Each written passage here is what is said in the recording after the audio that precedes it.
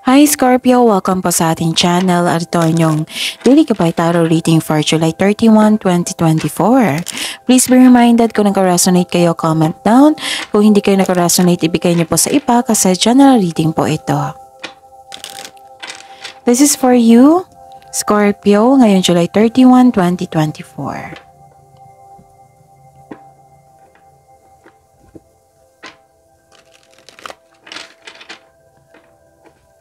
Maraming salamat po sa inyong patuloy na tiwala at suporta sa ating channel at maraming salamat po sa mga hindi nag-skip ng ads.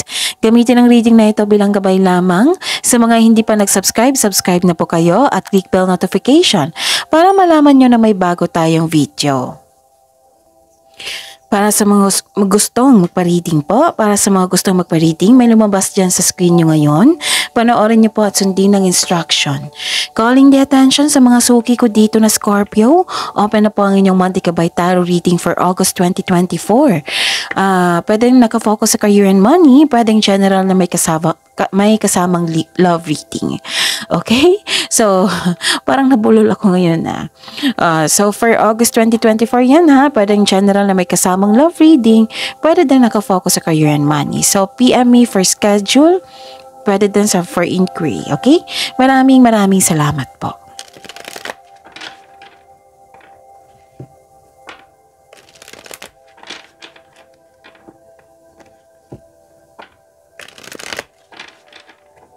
Para po ito sa inyo, Scorpio. Ngayon, July 31, 2024. Okay. Spirits Guide, mga ganap po ngayon, July 31, 2024. Para po kay Scorpio, I need 3 cards po.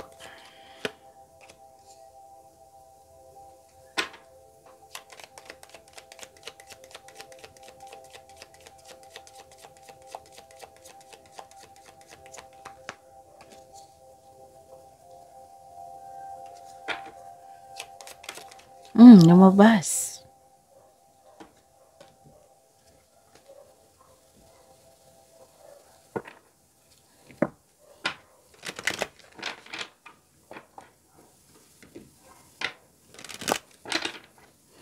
Spirits Guide, mga mensahe po para kay Scorpio. Ngayon, July 31, 2024. I need 2 cards po.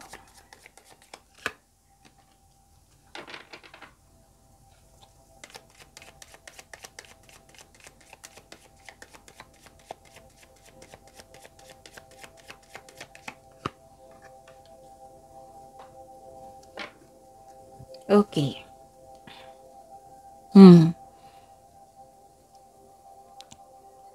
Okay. May nakita ko dito ang nag-uusap na family. Nagbigay din ito ng support sa inyo. Pwedeng grupo ng tao or family. Tapos nakita ko dito na naging okay na ang inyong health. Like for example, stress kayo kahapon, the other day, the other week, ngayon okay na. Siguro it made me na nang dahil sa support ng inyong family, nagiging okay na kayo. Nakikita ko dito yung personal growth, self-growth, parehas lang yan eh. So, personal growth and spiritual growth, yun, natumbok ko. Nakikita ko rin dito na may harvest. Yes, may harvest po dito. And, may nakita rin akong, okay, harvest nga. May nakikita akong cut-off of communication sa isang tao. Pwedeng na-miss mo siya, na nagkaroon kayo ng cut-off of communication, gano'n. And nakikita ko dito na may long-term plans. Para magkaroon ng stability sa inyong career and money, sa inyong relasyon. Basta may nakita rin ako ditong career stability. It might be nangyari na ito ngayon. And some of you, nakita ko dito na nagpaplano talaga. Pwedeng may project, nagpaplano kayo ngayon, gano'n. Okay. So, ang mensahe po para sa inyo is live in the moment, cheer up. Oo, kung nalungkot kayo sa disconnection, cheer up po daw kayo and live in the moment. And keys to goodness, share your kindness to everyone. Kasi mabait si Scorpio eh. Spirits Guide. Ano po yung energy ni Scorpio ngayon, July 31, 2024?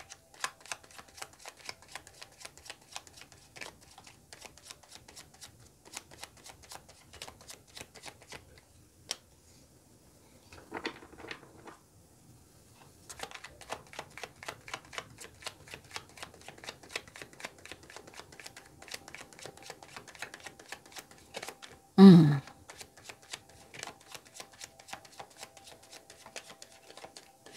And the clarification. So this is a daily reminder, ha?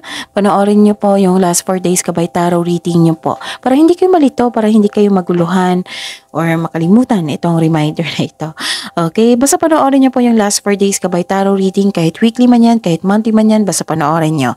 Like for example, napanood niyo po ito ngayon July 31, 2024. Panoorin niyo po yung July 30, 29, 28, 27. Last 4 days ganap. Kung may nakita kayo or narinig kayong repeating message, kailangan nyo po yan bigyan ng atensyon. Kung maaari po, bigyan nyo po ng solusyon at aksyon. Okay? And calling the attention, again, calling the attention sa mga suki ko dito na Scorpio. Open na po ang inyong monthly Gabay Tarot reading for August 2024. Okay? So, pwedeng nakafocus sa career and money, pwedeng general na may kasamang love reading. So, message na po ako for schedule. Okay? Maraming salamat po. And by the way, Scorpio, nanood ka ba ng napanood nyo na ba yung video nyo ng Sunday? Oo. That is your career and money for August 2024. So, panoorin nyo po. Uploaded nung Sunday. Okay? Maraming salamat po.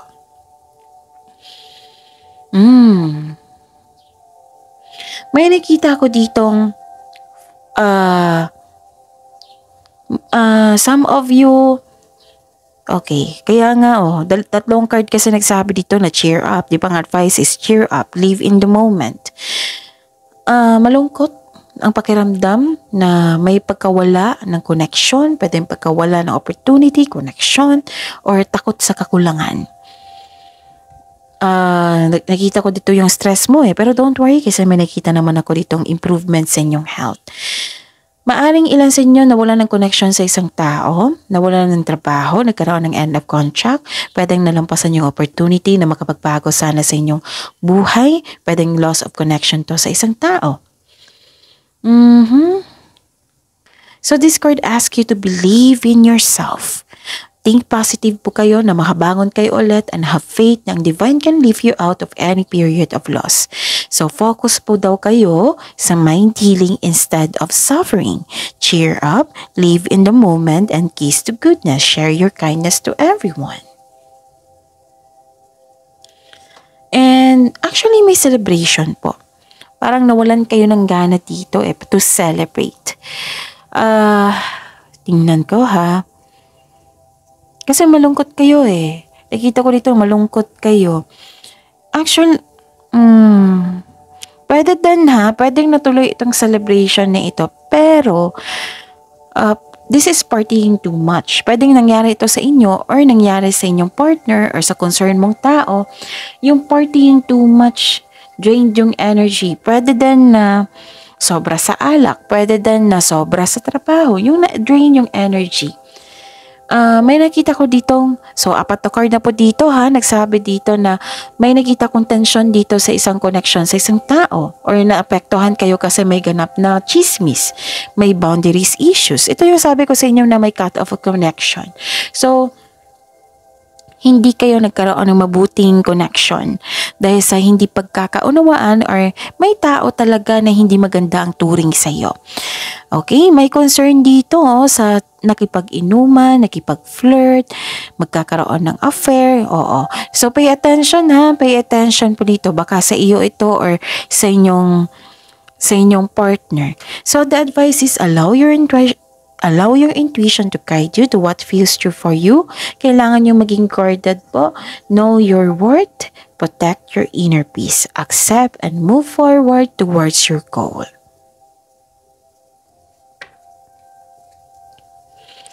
Spirit's Guide, Career and Money po ni Scorpio ngayon July 31, 2024.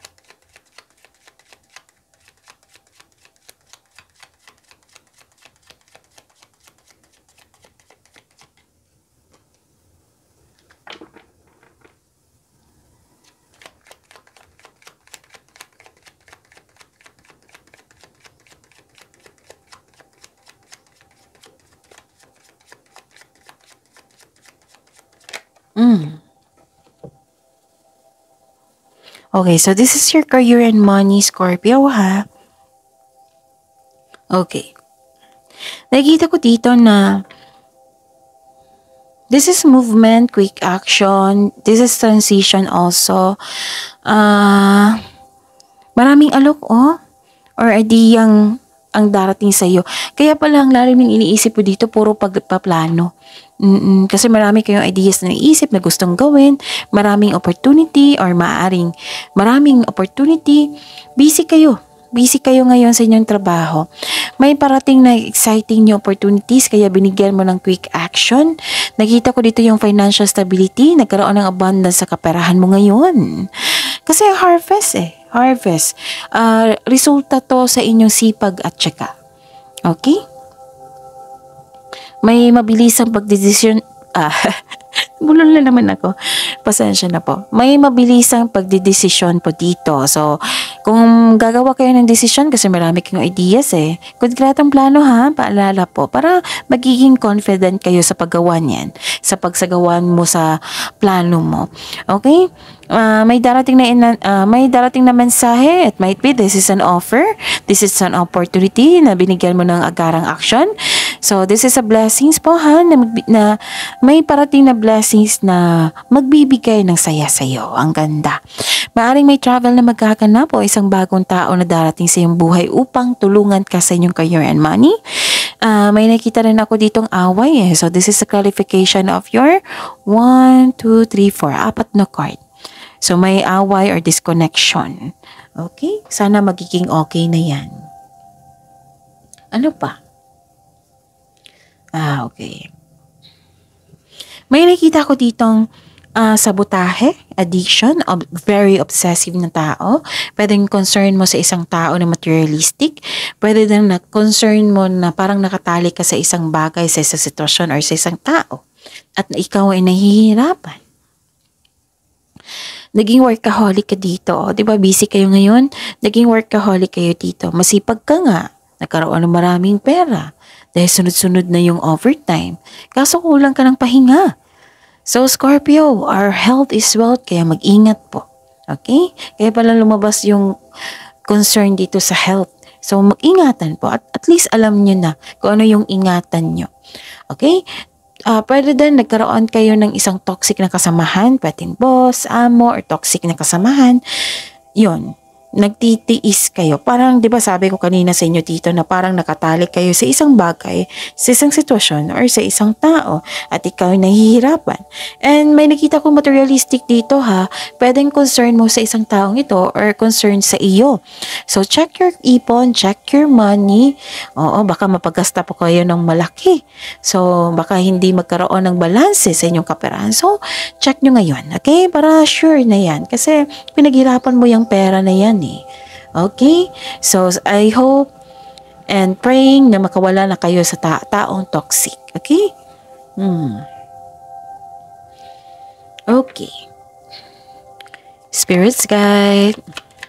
Love, life, self-love, partnership, and romance po ni Scorpio ngayong July 31, 2024. Lumabas agad.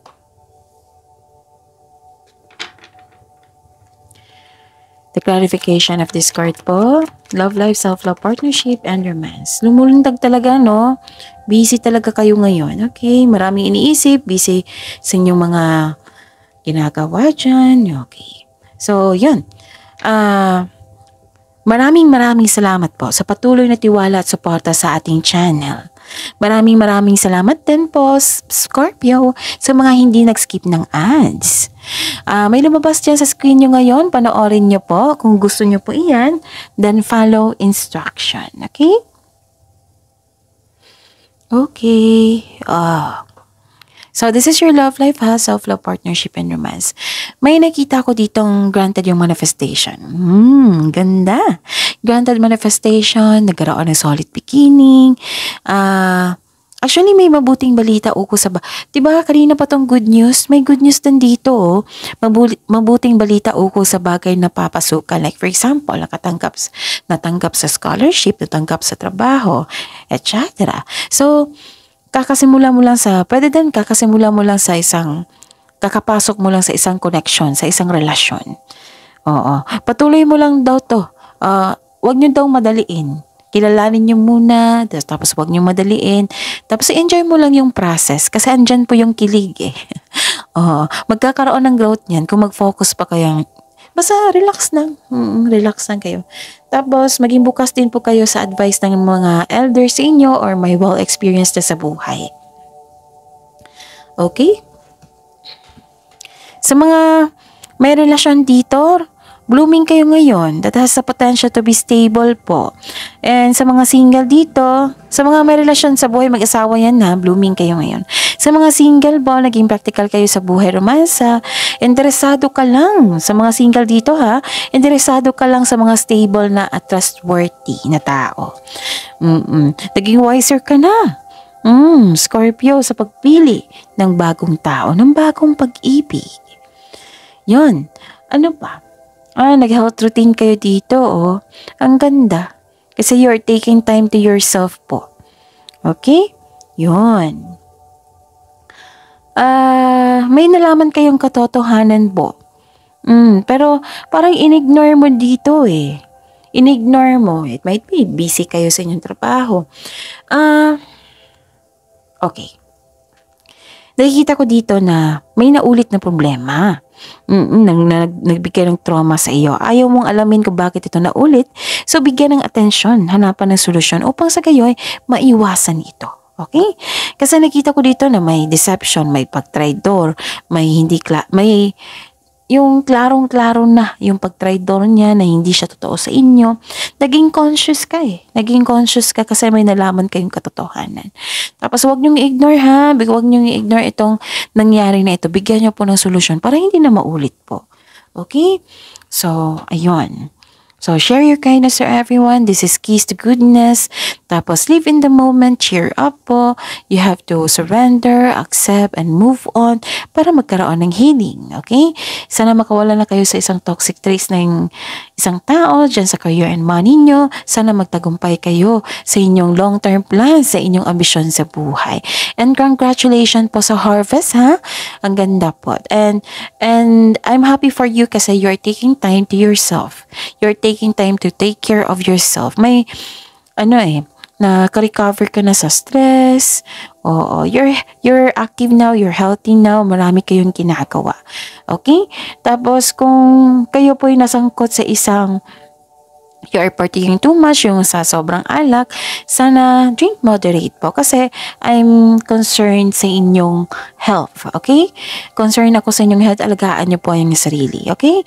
Tapos, kung may nalaman kayong wag masyadong magpapekto sa chismis, okay? It might be may nalaman kayo sa kayong chismis at na-conscious kayo. So, yan.